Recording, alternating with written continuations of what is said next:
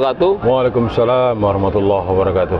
Selamat sore, berjumpa kembali dengan saya Muhammad Nasir di podcast tikpos.com. Kali ini kita akan membahas persoalan yang cukup menjadi bahasan internasional sebenarnya, yaitu kebakaran lahan dan hutan. Dan ini kan sebenarnya sudah puluhan tahun terjadi, dan juga sudah banyak usaha dan upaya yang dilakukan untuk bisa menekan itu. Tapi ternyata sampai tahun-tahun terakhir itu masih cukup masif juga. Cukup banyak lahan yang terbakar. Nah, sebenarnya kasus ke Karhutla itu sendiri seperti apa di Sumsel? Oh ya, bersama saya hari ini telah hadir narasumber kita, Pak Rizal Pulungan, aktivis penggiat lingkungan ya, yang memang selama ini cukup konsisten dan eksis ikut memadamkan atau ikut berusaha kampanye-kampanye? Kampanye dan memadamkan juga. Kampanye dan memadamkan Iya. Ya. Tapi tidak pernah menjadi korban ya. Sesak napas gitu terbakar, karena kemarin dalam proses pemadaman itu terkadang ada korbannya juga. Ada korban jiwa. Ada korban ya. Bukan korban jiwa, tapi korban terkait dengan kebakaran. Saya pengalaman beberapa tahun yang lalu dulu pernah, bukan provinsi tapi negara dengan dana APBN itu menyewa pesawat khusus untuk menyiram, bukan helikopter, dari Rusia. Dari Rusia malah. Dulu, yang dia seperti burung. Jadi dia terbang, kemudian langsung ke sungai, naik lagi. Nah, itu canggih memang pesawatnya, dan hanya Rusia yang punya ternyata. Dan itu rental itu. Rental ya. Saya pernah ikut itu. Nah, sebenarnya seperti apa sih kasus Karhutla di Sumsel ini? Jadi sebenarnya balik lagi ke kita flashback ya. Flashback karena memang kasus kebakaran ini dimulai, boleh kata yang pernah saya tahu di tahun 97. 97 sebelum reformasi. Sebelum reformasi. Di mana boleh katakan kawasan hutan kita ini boleh katakan ya, ada kawasan hutan yang di daerah mineral, nah, ada juga kawasan hutan di wilayah gambut. Nah, balik lagi kepada memang komitmen negara sebenarnya, komitmen negara terutama bukan daerah ya, ini negara ya. Karena persoalan kawasan hutan. Karena memang ditambah lagi pertumbuhan penduduk yang makin banyak. Ya sesuai dengan kata Robert Thomas Malthus ya. Salah saya ngomong, kalau salah ngomong. Kan secara penduduk ini kan deret ukur ya. Ya, deret ukur. Sedangkan lahan ini kan tetap seperti itu. Ya, tidak bertambah. Tidak bertambah. Malah justru berkurang. Malah berkurang. Lahannya yang berkurang. Nah, kemudian dari 97 kemudian muncul lagi nanti dalam tahun-tahun berikutnya sampai akhirnya di puncak-puncak itu di 2014.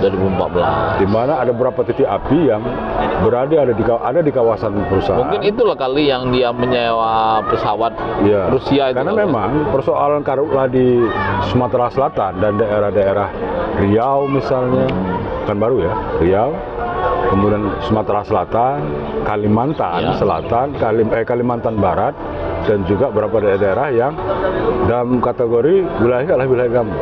Iya, dan dampaknya kan bukan hanya lahan yang hilang, asapnya. Karena katanya Singapura dulu protes karena dapat asap kiriman dari Sumatera Selatan.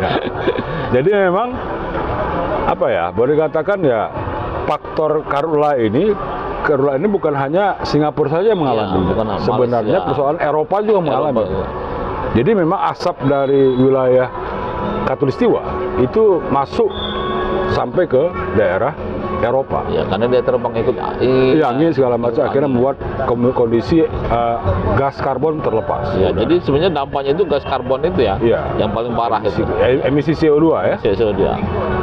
Nah, kebakaran yang di gambut ini itu bukan hanya melepas CO2 sebenarnya, tapi melepas gas monoksida. Itu yang beracun tadi. Beracun. Nah, akibatnya tadi karena gambut yang berada di Sumatera Selatan, boleh katakan nanti bisa dicek lagi kedalamannya, itu bisa sampai 9 meter ya. 9 meter gambut itu. Jadi kalau dia terbakar itu 1 minggu mungkin belum selesai. Mungkin bisa lepas sampai 3 meter itu habis. 3 meter ya kedalaman, berarti masih 6 meter lagi gambut. 6 meter lagi, dan itu sudah ada ya, dalam artian perkebunan kelapa sawit, macam itu. Alih fungsi ya. Nah, kemudian muncul lagi di 2019. Kebakaran di daerah sebelum masuk daerah Medak ya, Muara Medak, Desa Muara Medak, dan itu memang boleh dikatakan kawasan itu kawasan gambut. Ya.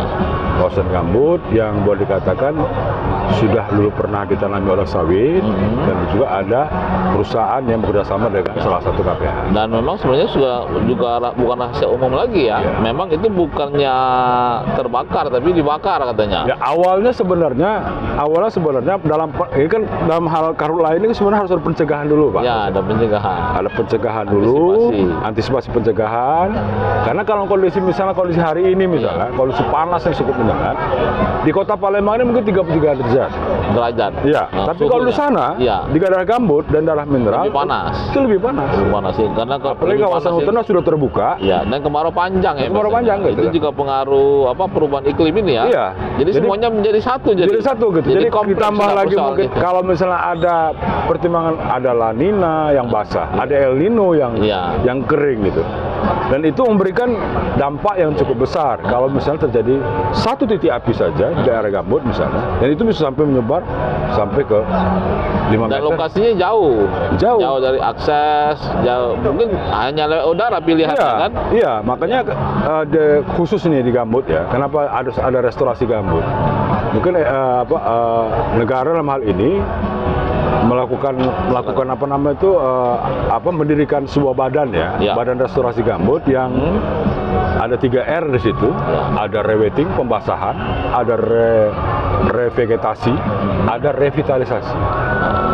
Revitalisasi itu pemanfaatan. Arti revitalisasi memberikan manfaat bagi masyarakat. Ya, gambutnya, lahan gambutnya gambut tadi. Karena kan memang untuk mengolah lahan gambut ini nggak mudah panasnya. Karena airnya asam. Satu air asam, kemudian juga kalau gambut ini kering, rentan terbakar. Ya, terbakar. Jadi susah memang. Jadi susah. Jadi memang kalau dari teman-teman yang bergerak ikannya juga tidak ada kali. Gimana? Tidak ada ikannya kalau di lahan gambut itu. Kalau gambut yang ini tuh sebenarnya ikan gabus itu berlimpah. Berlimpah. Oh. Jadi memang tahun 2017 setelah kebakaran tahun 2014-15, saya pernah ke lapangan itu daerah Muara Merang sama daerah Kepahayang. Itu ikan gabusnya berlimpah gabusnya. Luar biasa. Berarti sumber daya alam yang ini ya memang ya? Iya, nggak hanya ikan gabusnya saja, tapi ikan air tawar itu memang di gambut memang ada. Ya. Nah, kalau karena jauh dari lingkup dari kehidupan manusia agak susah mungkin ya. Iya, makanya. Jadi harganya juga tidak ada harga. Tidak ada harga gitu. Jadi memang ikan air tawar ini memang itu tadi karena berlimpah tadi, sehingga memang ya terjadi dekomposisi di daerah gambut tadi, air berlimpah dari situ, sehingga banyak ikan air tawar yang muncul. Itu muncul kan. Tapi karena lokasinya jadi perkampungan barangkali kurang termanfaatkan. Sehingga juga tidak ada mungkin kecuali kalau dibuat perkampungan baru ya.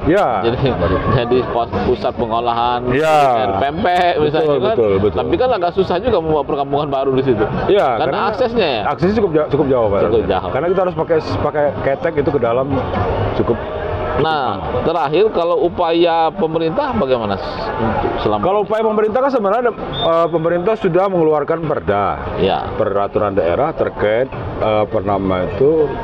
gambut. Bukan gambut ya, tapi istilahnya pembukaan lahar tanpa bakar. Oh, tanpa bakar. Itu berarti bukan hanya gambut ya? Bukan hanya gambut ya. Karena memang sukses ini kan dikenal sebagai peladang ladang. Kalau ladangnya mau dibakar lahan. Ya, sebenarnya kan kita ini kan ada tradisi di Sumatera Selatan ini kan ada tradisi membakar lahan, tapi tidak dengan melakukan sekat bakar. Iya, harusnya ada sekat ya. Ada sekat bakar. Jadi memang lahan itu ditunggu.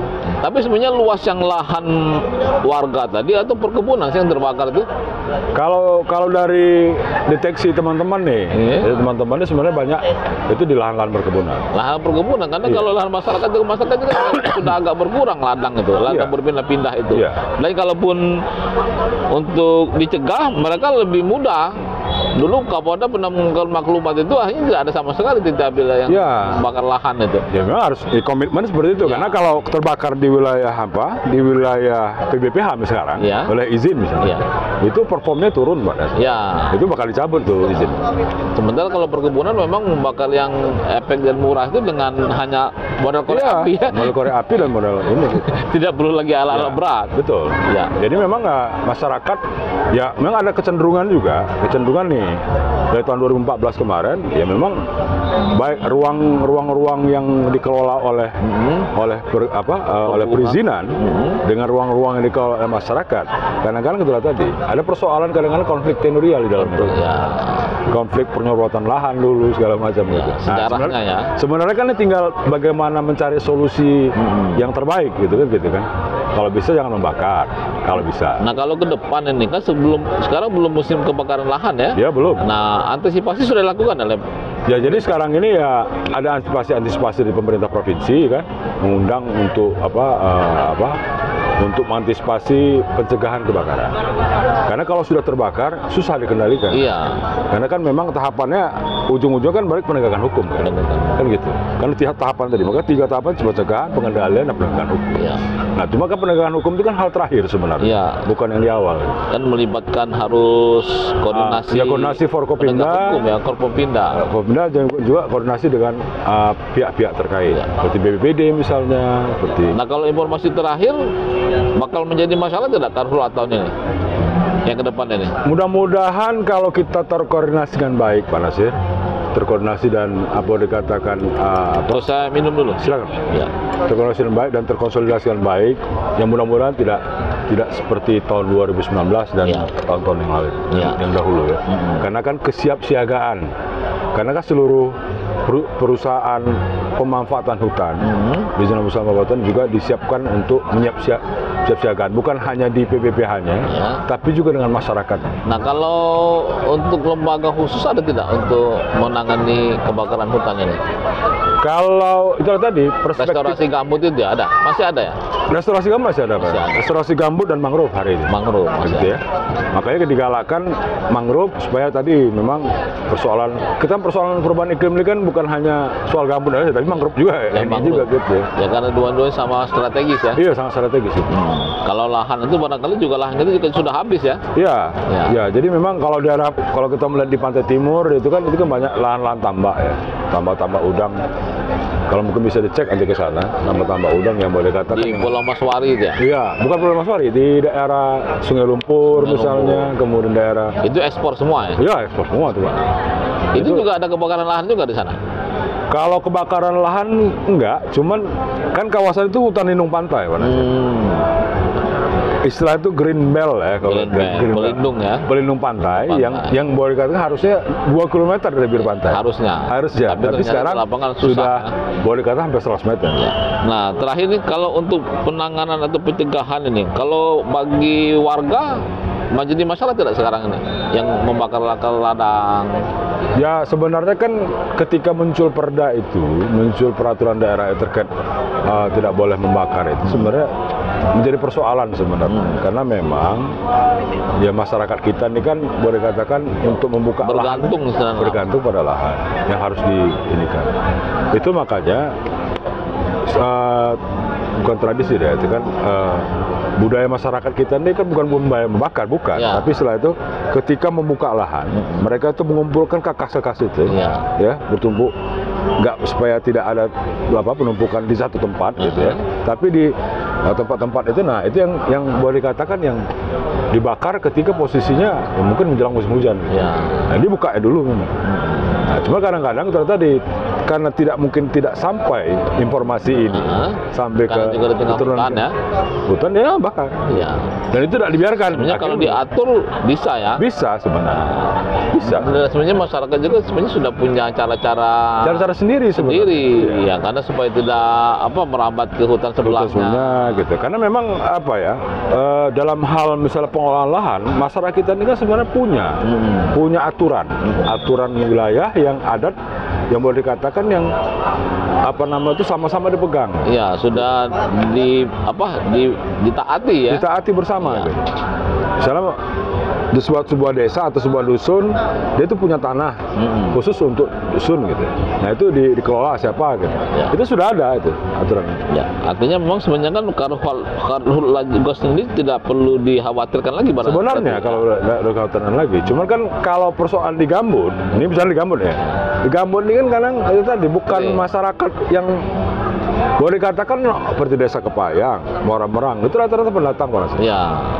Pendatang. Boleh dikatakan mereka pendatang, mungkin ya tradisi lokal mereka yang mereka bawa. Gitu. Ya, yang dari luar. Dari luar gitu. Ya, tidak tahu. Sehingga karena kawasan dia mungkin kawasan gambut, ya mungkin tanamnya tanam sawit. Tapi itu sudah dipetakan ya? Sudah dipetakan, oh kawasan ini pendatang, oh ini kawasan. Nah, ya, sudah ada belum pemetaannya itu? Kalau pemetaan terkait dengan itu, saya belum konfirmasi kalau dengan baik dinas maupun KPH ya. Tapi yang jelas kalau kami sendiri sudah. Di apa nama lembaganya? Kalau saya ini sebenarnya masih barikade, Pak. Barikade Kota Palembang. Kota Palembang. Nah, cuman karena kita banyak dulu aktif di Hutan Kita Institute ya, karena juga ikut serta lah dan berkatakan melihat, kemudian dalam artian melihat kondisi yang ada hari ini gitu, dan kemarin-kemarin juga.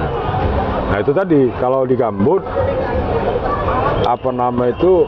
program-program ini kan sudah ada memang di masyarakat, baik melakukan revitalisasi. Kemudian perusahaan juga diberikan kewajiban untuk membentuk desa makmur peduli api misalnya. Kalau Sinarmas misalnya. Kalau kita ada masyarakat peduli api gitu ya. MPA gitu ya. Karena itu memang harus menjadi sebuah kewajiban memang bagi masyarakat yang berada di sekitar kawasan hutannya, kawasan izinnya harus membentuk MPA. Ya. Dibina lah mereka masyarakat. Demikian barangkali. Artinya Karhutla itu memang tidak perlu dikhawatirkan, tapi tetap harus diwaspadai. Tetap diwaspadai bahwa karena kondisi panas yang cukup tinggi itu membuat potensi kebakaran besar, ya. Besar. Dan terutama di lahan gambut, kalau sudah terbakar sudah susah kita untuk mengatasi. Susah. Berarti panasnya bisa terbang melalui Rusia itu kan sebenarnya kan Rusia itu karena begini. Ini informasi yang saya dapatkan ya. Kita ini kan selalu disinggahi burung-burung dari Siberia yang sampai ke Banyuasin. Dia burung-burung ini mencari makannya di Banyuasin. Ketika ada musim dingin di sana, dia pindah untuk ke selatan untuk simpan di Sumsang ya. Iya. Dan itu berlangsung setiap tahun. Siklusnya. Ada siklus ya. Ada siklus. Nah, mungkin karena Rusia itu tadi masalah persoalan Karhutla ini kan nggak hanya khusus di Sumsel, nggak hanya di Indonesia, tapi juga dunia. Karena kan akan berdampak. Kalau ke daerah Khatulistiwa itu menjadi persoalan, maka akan berdampak di Eropa, berdampak di yang lain. Bukan hanya di Sumatera, di Kalimantan juga sama ya. Karena di sana juga banyak hutan. Iya, banyak hutan. Demikianlah pembincangan kita, walaupun singkat, semoga bermanfaat. Assalamualaikum warahmatullahi wabarakatuh. Waalaikumsalam warahmatullahi wabarakatuh.